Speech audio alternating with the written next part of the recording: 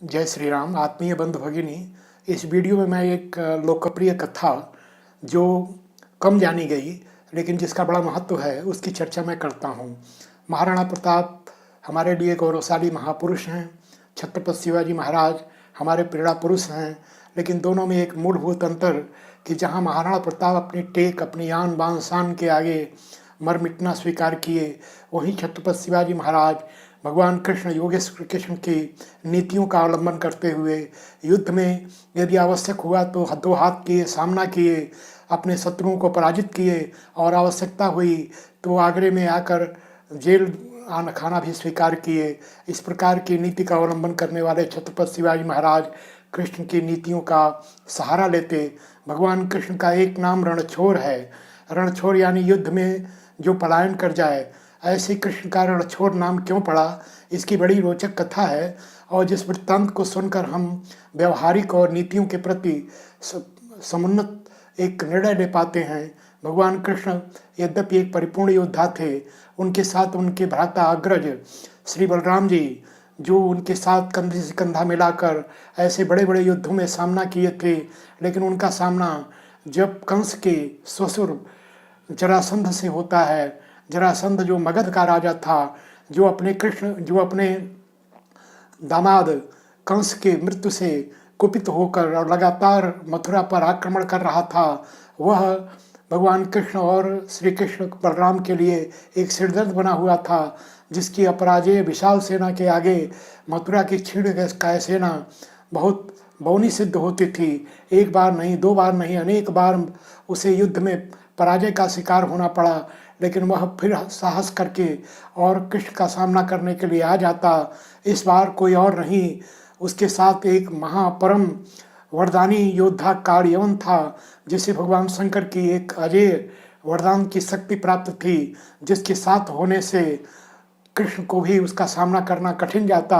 अब के युद्ध में जब जरासंध ने कूटनीति के तहत कालयवन को आगे किया, उसको सेनापति बनाया, तो ऐसे में कृष्ण ने सोचा कि भगवान शंकर के वरदान को विफल करना ठीक नहीं, और ऐसे में युद्ध लड़ते लड़ते वे उसको उकसाकर और पीछे पीछे भागने के लिए विवश किए। अपना और अपने बलराम जी को कहे कि अब युद्ध से पलायन करना ही उपयुक्त होगा। श्री कृष्ण को यह नीति भले उचित लगी हो, लेकिन बलराम जी इसका प्रतिकार किए कि कान्हा, तुम युद्ध छोड़कर क्यों भाग रहे हो। लेकिन मुस्कुराते हंसते हुए कृष्ण उकसाते हुए केवल उतनी दूरी जिसमें कि वे कालसमन से थोड़ी दूरी बनाए रखें, और वे भागते गए। कालयवन उनके पीछे अपनी सेना लेकर दौड़ता गया, ललकारता गया। क्रोध के मारे उसका आवेग और बढ़ता गया, और ऐसे में बढ़ते बढ़ते वह एक ऐसी गुफा में पहुंचा जहां पहुंचने के पूर्व श्री कृष्ण भगवान अपने प्रसन्न हो चले थे कि मेरा मंतव्य पूर्ण हुआ, अब इस कालयवन का अंत है। उस अंत के पीछे की घटना के पूर्व एक वृत्तांत का स्मरण कराना आवश्यक रहेगा। रघुकुल की महान परंपरा में एक महान राजा हुए मानधाता, जिसकी कथा बड़ी आती। उनके 3 पुत्र अम्बरीश, पुरु और तीसरे मुचकुंद जी महाराज। मुचकुंद परम वीर महापुरुष थे, और यही कारण है कि जब देवासुर संग्राम हुआ तो इंद्र ने, देवताओं के राजा इंद्र ने मुचकुंद का आह्वान किया कि आप मेरे सेनापति बनिए, और ऐसे में मुचकुंद जी सहर्ष इंद्र के प्रस्ताव को स्वीकार कर देवासुर संग्राम में प्रतिभाग किए। यह देवासुर संग्राम लगातार चलता रहा, लेकिन उस युद्ध में मुचकुंद जी के सेनापतित्व में इंद्र को विजय प्राप्त हुई। और ऐसे में प्रसन्न होकर इंद्र ने कहा कि हे राजन, मैं आपके इस युद्ध कला से बड़ा प्रभावित हुआ। आपके योगदान और सहायता का मैं ऋणी हूँ, सारे देवता ऋणी हैं। आप मुझसे कुछ वरदान मांगे। उन्होंने कहा नहीं, आप देवताओं का दिया हुआ, त्रिदेवों का दिया मेरे पास सब कुछ है, लेकिन अभी मैं युद्ध में लंबे समय से लड़ते लड़ते थक कर चूर हो गया हूँ। मुझे बड़ी निद्रा आ रही है। मैं नींद पूरी होने तक एक ऐसा सकुशल निद्रा का प्राविधान चाहता हूँ। तब इंद्र ने कहा, जाइए आप निश्चिंत कोई स्थान लेकर निद्रा का आह्वान कीजिए, और मैं वरदान देता हूँ कि आपको कोई जगाने का साहस नहीं करेगा। यदि कोई ऐसा दुष्प्रयास करेगा तो वह आपकी नेत्र ज्योति से तत्काल जड़कर क्षार हो जाएगा। ऐसे मुचकुंद ऋषि, मुचकुंद राजा उसी गुफा में वर्षानुवर्ष से त्रेता के अंत काल, लगभग त्रेता के अवसान काल के समय का यह प्रसंग है। और तब से लेकर उसी गुफा में वे अविचल देवताओं के वरदान स्वरूप विश्राम कर रहे थे। निद्रा उनकी पूर्ण नहीं हुई थी। इस निद्रा का एक हेतु ही तो था। और उसी गुफा में श्री कृष्ण भगवान द्वापर में इस म्लेच्छ राक्षस कालेवन को लेकर दौड़ाते हुए, अपना पीछा कराते हुए पहुंच गए। और जब तक वहां कालेवन पहुंचता, अपनी अपना पीताम्बर उस राजन के को पूरी तरह से उड़ा दिया। अपने छिपकर इस नज़ारे को देखने लगे। और ऐसे में जब ललकारता हुआ कालेवन वहां पहुंचा तो पीताम्बर को देखकर और वो कहा कि कायर, भगोड़े, नीच, यहाँ आकर छिप कर बैसे हो, निद्रा का स्वांग कर रहे हो, इतनी देर में तुझे नींद भी आ गई, खर्राटे भी लेने लगे।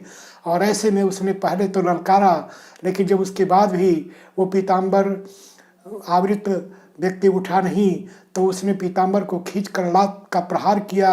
और जिस क्षण सोए हुए मुचकुंद ने कालेवन की ओर देखा तो उनके नेत्रों की, वरदानी नेत्रों की शक्ति से कालेवन वहीं जलकर छार हुआ।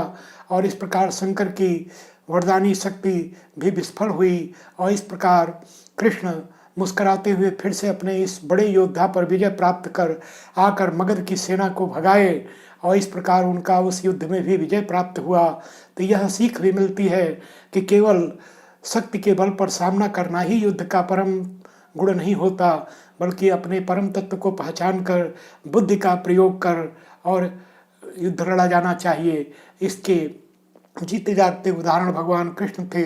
वे अपनी कूटनीतिक शक्ति का बड़ा सामना करते थे।